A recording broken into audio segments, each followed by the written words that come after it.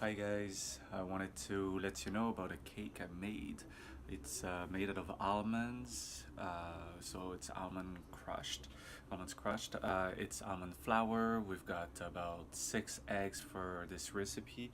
It gives a tray about this size, and this is what it looks like. So basically, what it is that it's an almond flour. You mix it up with 6 eggs. You keep them full. Then you add a teeny tiny bit of sugar. You add about so if you have a quantity of butter, it's about a 1/4 stick.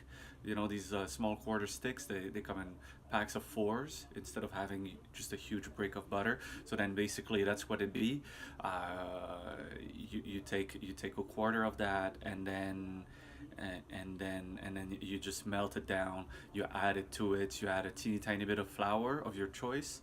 Um, and once it's stirred enough, then you can pretty much set it up on the pan. Make sure you butter the pan beforehand. So just take the leftover of butter you have to just like smur it all over the last pan.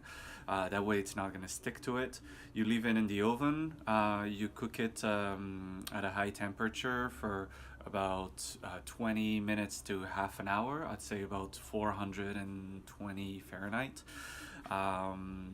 You check it, and then after this you let it cool down in the oven for about like another 20 minutes once the heat is off. And then you let it cool down outside for about 6 hours.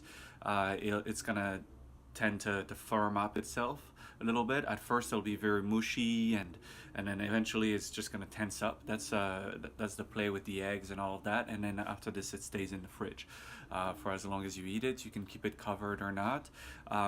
If you don't, then it's gonna dry up a bit more, so it depends on your taste buds. And that's it. For more flavor, obviously you want to preserve it in and preserve it and have it covered and everything. So that'd be one thing too. You can also add apples on top of it. If you add the apples, you want to make sure that it's 10 minutes after the 20 to 30 minutes cooking at 420 to 25 Fahrenheit. And so like in these last 10 minutes, it's still soft enough, and then it will tend to basically like stick to it. So you see here it will stick a bit more, right? There we go. So that's basically the idea, right? So then you can do patterns and everything with it for decoration, and it'll taste really good for almond lovers, protein lovers. This is great, and apple lovers for the taste too.